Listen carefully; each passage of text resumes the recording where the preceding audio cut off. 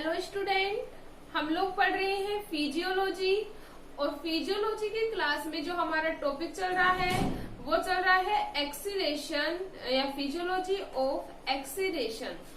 Physiology of acceleration में हम लोगों ने लास्ट क्लास में पढ़ लिया था एक्सीलरेशन इन वर्टिब्रेट्स, मतलब कशेरुकियों में उत्सर्जन। हम लोगों ने बता दिया था कि जो कशेरुकी होते हैं उसमें जो उत्सर्जन की जो संरचनाएं पाई जाती हैं वो भिन्न भिन्न पाई जाती है, या हम लोग बोल सकते हैं कि भिन्न भिन्न संरचनाओं के द्वारा भिन्न भिन्न पदार्थों का क्या किया जाता है, उत्सर्जन किया जाता है। जिसमें हम लोगों ने स्किन, स्प्लिन, एलिमेंट्री कैनाल और भी किडनी, सभी ऑर्गन्स के बारे में पढ़ लिया था। और जो आज हमारा टॉपिक है वो है नाइट्रोजनस सब्सटेंसेज। तो हमारा जो टॉपिक है वो है नाइट्रोजनस एक्सीलरेशन, या हम बोल सकते हैं नाइट्रोजन उत्सर्जन। तो जो टॉपिक है वो क्या है, नाइट्रोजन एक्सीलरेशन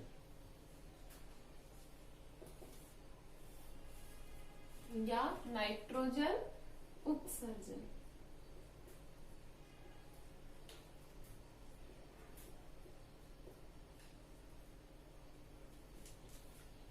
फर्स्टली हम लोग जान लेते हैं कि नाइट्रोजन उत्सर्जन किस प्रकार से, या डायरेक्ट नाइट्रोजन का उत्सर्जन जीवों के द्वारा किया जाता है या नहीं किया जाता।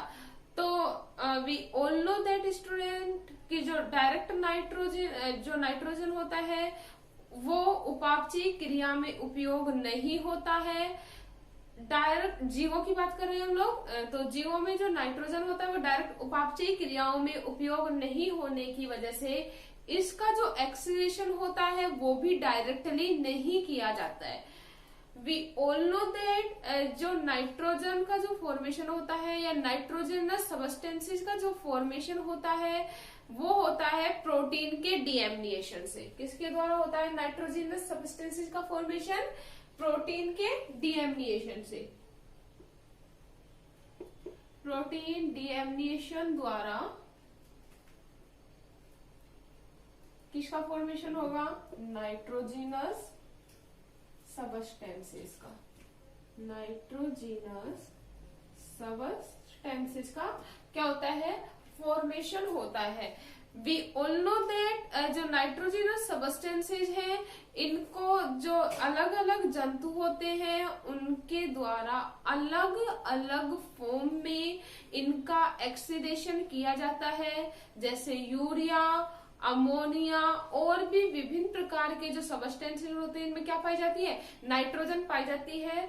तो हम लोग बोल सकते हैं कि जो नाइट्रोजन होता है वो अलग अलग रूपों में जीवों के द्वारा एक्सीलेट कर दिया जाता है। तो हम लोग स्ट्रक्चर पढ़ेंगे यूरिया, अमोनिया की।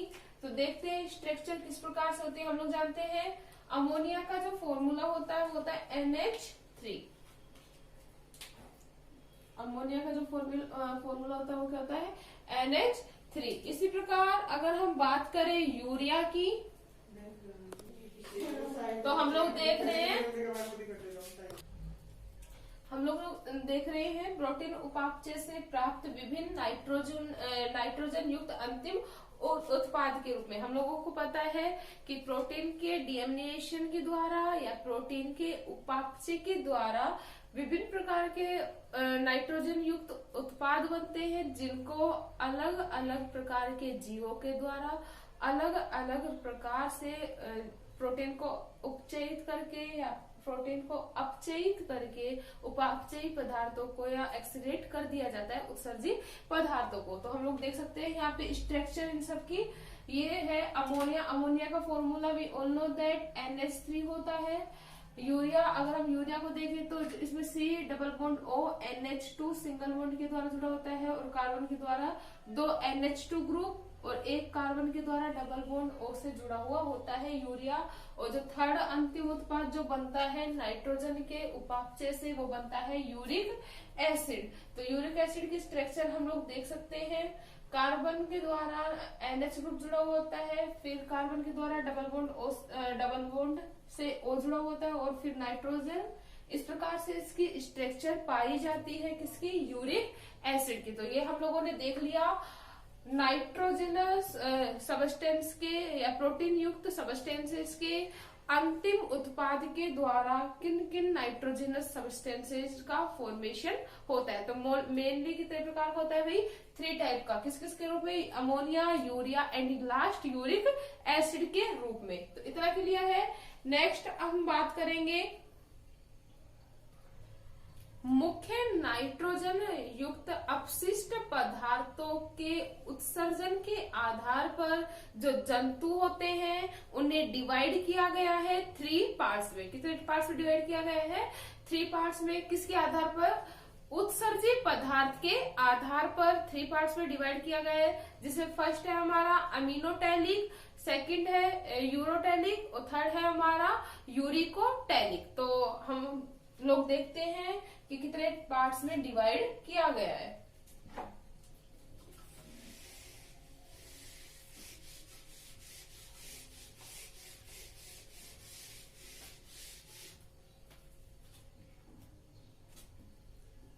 तो अपशिष्ट पदार्थ नाइट्रोजन हम लोग बोल सकते हैं नाइट्रोजन युक्त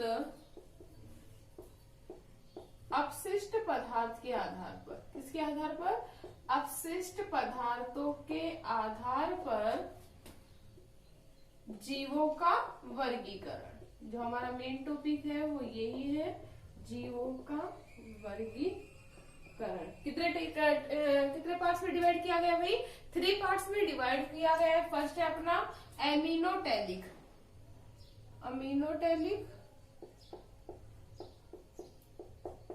सेकंड है यूरियोटैलिक,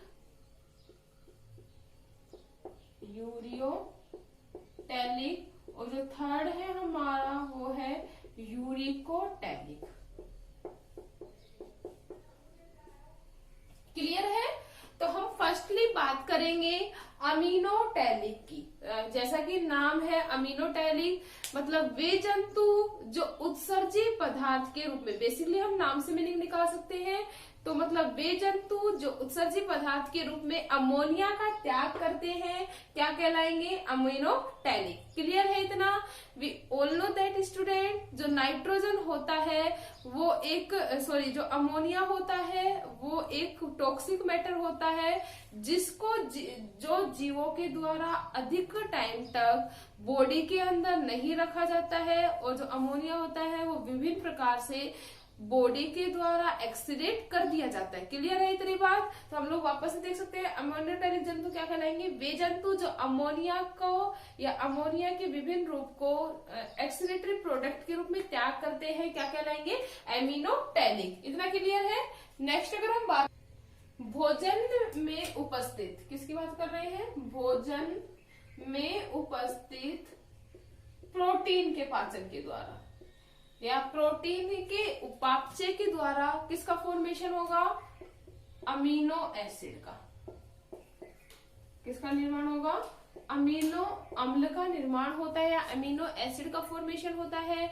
और इन अमीनो एसिड के डीएमिनेशन के द्वारा, अमीनो अम्ल बना किसके पाचन के द्वारा, प्रोटीन के उपापचय के द्वारा किसका फॉर्मेशन हुआ, अमीनो अम्ल का। और अमीनो अम्ल में डीएमिनेशन के द्वारा फॉर्मेशन होता है अमोनिया। किसका फॉर्मेशन होगा भाई, अमोनिया का फॉर्मेशन हो जाता है। और यह अमोनिया जो होती है शरीर के द्वारा बाहर त्याग दी जाती है। इतना क्लियर है। अगर हम बात करें मैमल्स में,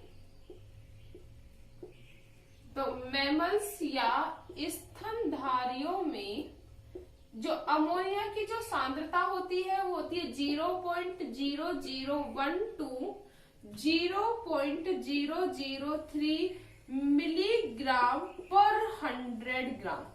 कितनी होती है मैमल्स में अमोनिया की जो कंसेंट्रेशन होती है वो कितनी होती है 0.001 to 0.003 मिलीग्राम कितने ग्राम में, पर 100 ग्राम में प्रेजेंट होती है ब्लड में।